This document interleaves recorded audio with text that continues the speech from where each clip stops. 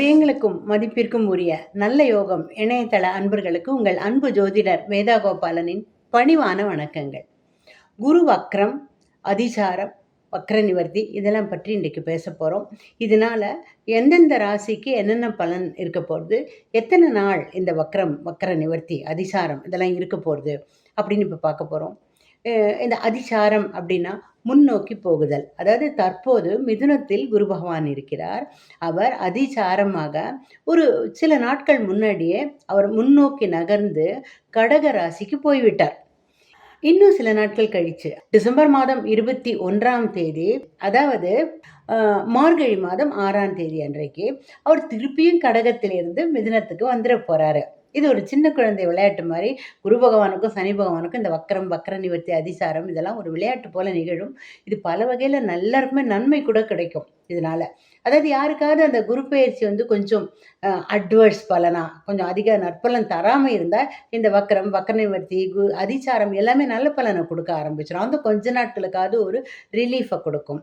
இப்போது டிசம்பர் மாதம் 21ஆம் தேதி திரும்பியும் கடகத்திலேருந்து மிதுனத்துக்கு வரப்போகிற அந்த குரு பகவான் மிதுனத்திலேயே எப்படி இருக்க போகிறார் அப்படின்னா வக்ரமாக இருக்க போகிறார். வக்ரமாக ரிவர்ஸ் கியர்னால் முந்தின கட்டத்துக்கு போயிட மாட்டார்.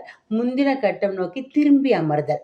கொஞ்சம் ஃப்ரண்ட்டில் அந்த டிரைவர் இந்த பக்கம் திரும்பி உட்காந்தா எப்படி இருக்குமோ அதை மாதிரி செய்ய போகிறேன். இப்போ இதனால் எந்தெந்த தேதியிலேருந்து என்னென்ன தேதி வரைக்கும் அப்படின்னு பார்த்தோம்னாக்கா, டிசம்பர் மாதம் 21ஆம் தேதியிலிருந்து மார்ச் மாதம் 17ஆம் தேதி வரைக்கும், இன்னும் சொல்ல போனால் மார்கழி மாதம் 6ஆம் தேதி முதல் பங்குனி மாதம் 3ஆம் தேதி வரைக்கும் இந்த விளையாட்டு நிகழப்போகிறது. இது ரொம்ப சுவாரஸ்யமான விளையாட்டு. ஏன்னு கேட்டிங்கனாக்கா, இவ்வளோ நாளும் புதனுடைய வீட்டில் ஆல்ரெடி இருந்துகிட்ருக்காரு குரு பகவான். அவர் மெல்ல நகர்ந்து சந்திரனுடைய வீட்டுக்கு போகிறார். சந்திரனும் குருவும் ரொம்ப ஃப்ரெண்ட்ஸு. ஜாதகப்படி சந்திரனும் குருவும் இணைந்திருந்தால் அதை நம்ம கஜகேசரி யோகம் அப்படின்னு சொல்லுவோம். கஜன யானை, கேசரினா சிங்கம். யானையும் சிங்கமும் எப்படி ஒரு ரெண்டு பக்கம் பாதுகாத்தால் எப்படி இருக்குமோ அந்த மாதிரி குரு பகவானும் சந்திர பகவானும் நம்மளுக்கு ஒரு ப்ரொடெக்ஷனாக இருப்பாங்க. இப்போது இந்த குருவுடைய அதிசாரம் திரும்ப வந்தோடனே வக்ரம், அந்த வக்ரமும் நிவர்த்தி ஆகிட போகிறது. என்னைக்குனாக்கா உங்களுக்கே தெரியும், மார்ச் மாதம் 17ஆம் தேதி எல்லாமே சமணப்பட்டு திரும்பவும் மிதுனத்திலேயே குருவுடைய அவருடைய ஆட்சி நிலவ போகிறது. இதனால் எந்தெந்த ராசிக்கு என்னென்ன பலன் அப்படின்னு பார்ப்போம். உங்கள் ராசிக்கு என்ன பலன் அப்படின்னு இப்போ பார்ப்போம். மேஷ ராசி. மேஷத்துக்கு இந்த குருவின் அதிசாரம் மிக நல்ல பலன்களையே தரப்போகுதுன்னு சொல்லலாம். அதாவது இத்தனை நாளும் மிதுனத்தில் இருந்தபோது குரு மறைவிடம் அப்படின்னு சொல்லுவோம். அப்போ கூட பார்க்குற இடம்லாம் நல்லா தான் இருந்தது. அந்த குரு பார்வையினால் உங்களுக்கு நல்ல பலன்கள் தான் கிடச்சிட்டு இருந்தது. இப்போ போகிற இடமே நல்லா இருக்குது. குரு 4ஆம் வீடு, அதாவது இதை நாங்கள் ஓப்பன் பிளேஸ் அப்படின்னு சொல்லுவோம். மறைந்திருந்த இடத்துலேருந்து வெளியே உங்களுக்கு உதவி செய்யக்கூடிய நிலையில் குரு பகவான் வந்திருக்கார். இப்போ இந்த குரு 4ஆம் வீட்டுக்கு வந்ததுனால நீங்கள் ஸ்டூடெண்ட்டாக இருந்தால் உங்களுக்கு ரொம்ப பெரிய நற்பலன்களை நீங்கள் எதிர்பார்க்கலாம். மாணவர்களுக்கு கல்வியில் ஒரு பெரிய முன்னேற்றமும் நன்மையும் நிச்சயமாக கிடைக்கும். அது தவிர வாகனம் வாங்க நினைக்கிறவங்களுக்கு, இத்தனாலும் வாகனத்தினால ரொம்ப செலவுகள்லாம் இருந்து பார்த்தீங்களா, இந்த செலவுகள் குறைய ஆரம்பிக்கும். வாகனம் வாங்க நினைக்கிறவங்களுக்கும் நினச்சதை விட கொஞ்சம் கம்மி விலையிலேயே நீங்கள் உங்கள் போட்டிருந்த பட்ஜெட், நீங்கள் ரெடி பண்ணியிருந்த பணம் எல்லாத்தையும் விட கொஞ்சம் நல்ல முறையிலேயே உங்களுக்கு கிடைக்கும். அப்புறம் உங்களுடைய தாயாருக்கு மிக நிறைய நன்மைகள் நடக்கும். ப்ரமோஷனோ இன்க்ரிமெண்ட்டோ அந்த மாதிரி ஏதேனும் கிடைக்க வாய்ப்பு இருக்குது. அவங்களுக்கு தங்கம் சேரும் அம்மாவுக்கு. ஒருவேளை அவங்களுக்கு பிறந்த வீட்டிலேருந்து ஏதேனும் நகை நட்டோ ஏதேனும் நல்ல ஒரு நன்மைகளோ, சொத்துல பங்கோ அது போன்ற விஷயங்களும் அம்மாவுக்கு நடைபெறும். ஸோ 4ஆம் வீட்டின் பலன்கள் ரொம்ப நல்ல பலன்கள். ஆக்சுவலி குரு பார்க்கும் இடங்கள் என்னென்னு பார்த்தோன்னா அதனால் சில நன்மைகளை எதிர்பார்க்கலாம். குரு உங்களுடைய 8ஆம் வீட்டை பார்க்குறார். இது ரொம்ப நல்ல விஷயங்க. 8ஆம் வீடுங்கிறது ஆரோக்கிய ஸ்தானம். அது ஏற்கனவே செவ்வாயின் வீடு. செவ்வாயோட வீட்டை குரு பார்க்கச்சு ரொம்ப நல்ல பலன்களை எதிர்பார்க்கலாம். உங்களுடைய ஆரோக்கியம் மேம்படும். குறிப்பாக ரத்த சம்மந்தமாக, அதாவது பிளட் ப்ரெஷர், சுகர் அந்த மாதிரி இருக்கிறவங்களுக்கு ரொம்ப பெரிய ரிலீஃப்லாம் கிடைக்கும். அதாவது முன்னே இருந்ததை விட ரொம்ப ரீடிங்லாம் நல்லபடியாக உங்களை பாராட்டும்படியாக இருக்கும். அப்புறம் வயிறு சம்பந்தமான பிரச்சனைகள் இத்தனை நாள் இருந்திருந்தால் அது கொஞ்சம் கொஞ்சமா சரியாக ஆரம்பிக்கும். உங்களுடைய 8ஆம் வீட்ட பார்க்குற குரு, அடுத்தது உங்களுடைய 10ஆம் வீட்ட பார்க்குறார். உங்களுடைய 10ஆம் வீடு அப்படின்னாக்கா, உங்களுடைய உத்தியோகஸ்தானம், தொழில் ஸ்தானம். நீங்க பிசினஸ் பண்றவரா இருந்தா, ரொம்ப ஓஹோன்னு நடக்கும் பிசினஸ். நீங்க ஒரு கம்பெனியில வேலை பார்க்குறவரா இருந்தா, நீங்க இல்ல வராது, இப்போதைக்கு வராது, என்னைக்கோ பார்த்துக்கலாம் அப்படின்னு கைவிட்ட ப்ரமோஷன் அல்லது இன்கிரிமெண்ட்ட நீங்க நிச்சயமா எதிர்பார்க்கலாம். அடுத்தது குரு பார்க்கவிருக்கிற இடம் உங்களுடைய 12ஆம் வீடு. 12ங்கிறது விரயஸ்தானம். பொதுவா ஏதேனும் ஒரு கிரகம் 12ஆம் வீட்ட பார்த்தாக்கா, அது செலவை குறிக்கிறது. உங்களுடைய ராசியில 12ஆம் வீட்ட குரு பார்க்கறனால என்ன ஆகும்னாக்கா, சுப செலவுகள். ஏன்னா குரு முழு சுப கிரகம். அவர் 12ஆம் வீட்ட விரயஸ்தானத்த பார்த்தா, சுப செலவுகள் வரும். அதான் இன்வெஸ்ட்மெண்ட்ஸ் ஜாஸ்தியாகும். கல்யாணம் மாதிரியான விஷயங்கள் வீட்ல ஏற்பாடாகும். இது ரொம்பவே நல்ல ஒரு விஷயம். இது எல்லாமே உங்களுக்கு வந்து பங்குனி மாசம் வரைக்கும் இந்த நன்மைகள்லாம் தொடரவிருக்கின்றன. அதனால ஜமாய்ங்க. இந்த அதிசாரத்துக்கு எந்தெந்த ராசிகள் பரிகாரம் செய்யணும்? என்னென்ன பரிகாரம் செய்யணும் அப்படின்னு கேட்டீங்கன்னா, என்ன கேட்டா எல்லா ராசிகளுமே எப்போதுமே குரு பகவானுக்கு செய்யறதுனால நம்மளுடைய வாழ்க்கை தரம் மேம்படும். சுப நிகழ்ச்சிகள் அதிகமாகும். பணவரவு அதிகமாகும். கல்வி, செல்வம், ஆஃபீஸ்ல உத்தியோகத்துல குறைபாடு இல்லாம நல்லபடியா போறது. நம்மளுக்கு ஒரு நல்ல ஒரு கைடன்ஸ் ஃபேக்டர், நல்ல டீச்சிங் நமக்கு வழிகாட்டுனர் கிடைக்கிறது. அது எல்லாமே வந்து இதனால ஏற்படும். அதனால நம்ம எல்லாருமே பரிகாரங்கள் செய்துட்டா ரொம்ப நல்லது அப்படின்னுவேன். இருந்தாலும் சில ராசிக்காரர்கள் இன்னும் கொஞ்சம் அதிக கான்சன்ட்ரேட் பண்ணா, இன்னும் கொஞ்சம் கூட அவங்களுக்கு நல்ல பலன்கள் அதிகமா விளையும். ஏன்னா, அவங்களுடைய மறைவிடத்துல குரு போயிருப்பாரா இருக்கும் அவ்வளோதான். மறைவிடத்து குரு கூட பார்வையினால நன்மை செய்திருவாருன்னு நான் கொஞ்ச நேரம் முன்னாடி சொன்னேன். இருந்தாலும் கொஞ்சம் ஒரு பூஸ்டர் மாரி பண்ணிரலாமே. குறிப்பா ரிஷபம், சிம்மம், துலாம், தனுசு, கும்பம் இந்த ராசிக்காரர்கள் கொஞ்சம் அதிகப்படியா கொஞ்சம் நல்லபடியா தொடர்ந்து ரொம்ப கான்சன்ட்ரேட் பண்ணி, பாக்கி பேர்லாம் கான்சன்ட்ரேட் பண்ண வேண்டாமான்னு கேட்டீங்கன்னா, எல்லாருமே நல்ல முறையில செய்யணும். இவங்க வந்து they should make it a point. கண்டிப்பா மேண்டேட்டரியா செய்யணும் அப்படின்னு மனசுல வச்சுட்டு செய்தால் ரொம்ப ரொம்ப நல்லது. இப்போ வந்து குருவுக்கான பரிகாரங்கள் சொல்றேன்.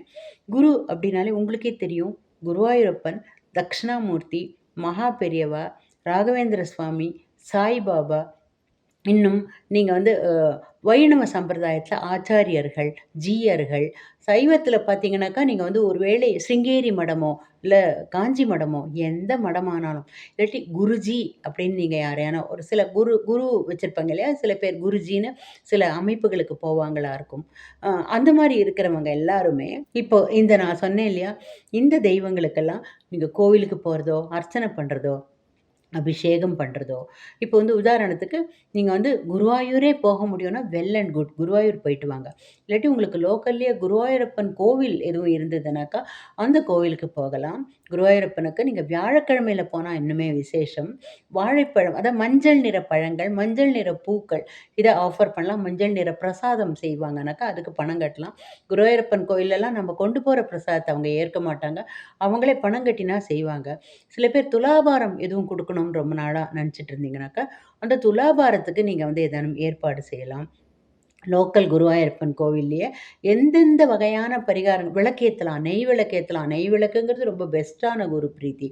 அடுத்தது நீங்க இந்த கோயில்களுக்கு வியாழக்கிழமையில போறதோட, வியாழக்கிழமையில பெண்மணிகளுக்கு, பெண்களுக்கு வெத்தல பாக்கு, மஞ்சள் பூ, மஞ்சள் பழம் ரூ. 30 வைத்து கொடுக்கலாம். அல்லது மஞ்சள் கலர்ல ரவிக்க துண்டு வச்சு கொடுக்கலாம். முடிந்தா புடவையோ, சுடிதாரோ என்ன வேணா இல்ல தங்கமே கூட வச்சு கொடுக்கலாம். ஏன்னா என் வாயால நல்லதாவே சொல்லிட்டேன். உங்களால என்ன முடியிறதோ பண்ணலாம் இல்லையா? அதனால முடியும்னா உங்களால வியாழக்கிழமையில விரதம் இருக்கலாங்க. விரதம்னு ஒண்ணு பயங்கரமா நெனச்சுன்றாதீங்க. ஒரு வேள நார்மலா சாப்பிடுங்க. அ தவிர்க்கக்கூடிய விஷயங்கள தவிர்த்து சாப்பிடுங்க. அதாவது வந்து ஒருவேளை நீங்க அசைவம் சாப்பிடுறவங்கன்னா, வியாழக்கிழமையில அசைவத்த தவிர்த்திடலாம். முடிந்தால் வெங்காயம், பூண்டு கூட தவிர்க்கணும் அப்படின்னு சொல்லுவாங்க. அடுத்தது ஒரு வேளை சாப்பிடுறது, இன்னொரு வேளையில நீங்க அ ரொம்ப உடம்பு தாக்கு பிடிக்காதுன்னா டிஃபன் சாப்பிடலாம். அல்லது சமைக்காத உணவுகள சாப்பிடலாம். அதாவது வந்து அ vegetable salad, fruit salad, juices என்ன வேணா சாப்பிடலாம். அது வந்து நாள் முழுக்க நீங்க பானங்களுக்கு எந்த விதமான தடையும் கிடையாது. ஏங்க நானே எல்லா நாளுமே அப்படிதான் சாப்பிடுறேன்னு சில பேர் சொல்லுவாங்க. வியாழக்கிழமை காலையில தலைக்கு தண்ணி ஊத்திட்டு, நான் சொன்ன இந்த குருவெல்லாம் நல்ல பிரார்த்தனை பண்ணிட்டு, நீங்க இந்த பரிகாரத்த செய்யலாம். இந்த விரதத்த ஏற்கலாம். வியாழக்கிழமை நவகிரக சன்னதியில் 3 நெய் விளக்கு ஏற்றலாம். முடிந்த 3 எல்லா வியாழக்கிழமையுமே ஏற்றினா நல்லது. அங்கே போக நேரம் இல்லையா, வீட்டிலேயே நான் சொன்ன இந்த கடவுள்கள் முன்னாடி 3 நெய் விளக்கு தனியாக அப்பார்ட் ஃப்ரம் நீங்கள் சாமி சன்னதியில் என்ன விளக்கு ஏற்றுவீங்களோ அது தவிரவும் இந்த குருவுடைய படத்துக்கு முன்னாடியும் ஏற்றலாம். முடிந்தால் ஆலங்குடி போயிட்டு வரலாம். தட்சிணாமூர்த்தி அல்லது அந்த மாதிரியான குரு கோவில்லாம் இருக்குல்ல, தென் தட்சிணாமூர்த்தி கோவில்கள்லாம் இருக்குது, பல இடங்களில் இருக்குது. அந்த மாதிரியான குருவுக்குன்னு எக்ஸ்க்ளூசிவாக உள்ள கோவில்கள், ராகவேந்திர மடத்துக்கு போகலாம், காஞ்சி மடத்துக்கு போகலாம். இது போன்ற விஷயங்கள போயிட்டு அங்கே விளக்கேற்றி நீங்கள் வந்து பிரசாதத்துக்கும் பணம் கட்டி எல்லாம் செய்தீங்கன்னாக்கா ரொம்ப நல்ல குரு பிரீத்தி. அப்புறம் ஒவ்வொரு வியாழக்கிழமையும் குருவுக்கான ஸ்லோகங்களை சொல்லுங்கள். குருவாயூரப்பன் ஸ்லோகங்கள் சொல்லலாம். குருவுடைய சிம்பிளாக குரு பிரம்மா குரு விஷ்ணு குரு தேவோ மகேஸ்வரக குரு சாட்சாத் பரபிரம்ம தஸ்மை ஸ்ரீ குருவே நமகான்னு சொன்னால் கூட அது கூட நல்ல பலன் தரும். மாத்ரு தேவோபவ பித்ரு தேவோபவ ஆச்சாரிய தேவோபவ இப்படி சொன்னால் கூட உங்களுக்கு நல்ல பலன் கிடைக்கும். இல்லை குருவாயூரப்பா நமக அந்த மாதிரி நீங்கள் சொல்லிகிட்டே போகலாம். என்ன உங்களுக்கே தெரியும் இப்போ நான் சொல்ல சொல்ல. ஸோ இதில் எந்த விதமான வழிபாடு செஞ்சாலும் நல்லது. ஆசிரியர் ஸ்தானம், ஏன்னா குருஸ்தானம் இல்லையா, ஆசிரியர்களுக்கு ஒரு நல்லது. ஏதாவது ஒரு உதாரணத்துக்கு நான் வியாழக்கிழமை தாம்பூலம் கொடுக்க சொன்னேன், அது ஆசிரியர்களுக்கு கொடுக்கலாம். ப்ரொஃபஸராகவோ லெக்சரராகவோ ஈவன் டான்ஸ் டீச்சர், பாட்டு டீச்சர், ஹிந்தி டீச்சர் யாராக இருந்தாலும் கொடுக்கலாம். இப்படிலாம் செய்தீங்கன்னா ரொம்ப நல்ல முறையில் இது குரு பிரீத்தி அமைந்து மேலும் நல்ல நற்பலன்களை நீங்கள் இந்த அதிசார டயத்தில் பார்க்கலாம். அதிசாரத்தில் மட்டும் இல்லை, அது முடிஞ்ச பிறகும் கூட நீங்கள் தொடர்ந்து லைஃப்பில் இந்த குருவாயூரப்பருக்கு, தட்சிணாமூர்த்திக்கு, மகா பெரியவாளுக்கு, ராகவேந்திர சுவாமிக்கு, சாய்பாபா மேலே நம்பிக்கை இருந்தால் அவருக்கு தாராளமாக செய்யலாம். சாய்பாபா கோயிலில் ஒரு 30 லட்டு வியாழக்கிழமை மஞ்சள் நிற லட்டு கொடுத்தீங்கன்னாக்கா பிரசாதமாக அவங்க டிஸ்ட்ரிபியூட் பண்ணால் அதுவும் ஒரு பெரிய குரு பிரீத்தி ஆகும். ஸோ இந்த குரு பிரீதிகள் மூலமாகவும் உங்களுக்கு எல்லா வகை நற்பலன்களும் கிடைக்கணும்னு விரும்பி வேண்டி நமஸ்கரித்து கேட்டுக்கொள்கிறேன். நன்றி. இவ்வளவு நேரமாக குருவின் அதிசார பலன்களை பார்த்தோம். அதாவது இத்தனை நாளாக மிதுனத்தில் இருந்த குரு கடகத்துக்கு போகிறதுனால இதனால் பார்த்தீங்கன்னா நம்ம 12 ராசிகளுக்குமே நல்ல பலன் தான். சந்திரன் வீட்டுக்கு குரு போகிறது ஒரு நற்பலன், செவ்வாயின் வீட்டை குரு பார்க்கறது ஒரு நற்பலன். அந்த ரொம்ப நாளாக சனியின் பாதிப்பில் இருந்த பலன்களெல்லாம் தூக்கி அடித்து இந்த குரு வந்து சுப பலன்களை நம்ம எல்லாருக்குமே கொடுக்க போகிறார். அதனால் இந்த குருவின் அதிசாரம் நம்ம எல்லாருக்குமே உலகத்துக்கே நன்மை பண்ணுற ஒரு அதிசாரமாக இருக்குது. அதனால் மார்ச் மாதம் 17ஆம் தேதி வரைக்கும் நம்ம எல்லாருக்கும் ரொம்ப ரொம்ப நல்ல பலன்களை அடுத்தடுத்து எதிர்பார்க்கலாம். உங்கள் அனைவருக்கும் எல்லா வகையிலும் இந்த குருவின் அதிசாரம் அமோகமான பலன்களை தருவதற்கு என்னுடைய வாழ்த்துக்களை தெரிவித்துக் கொள்கிறேன். நன்றி, வணக்கம்.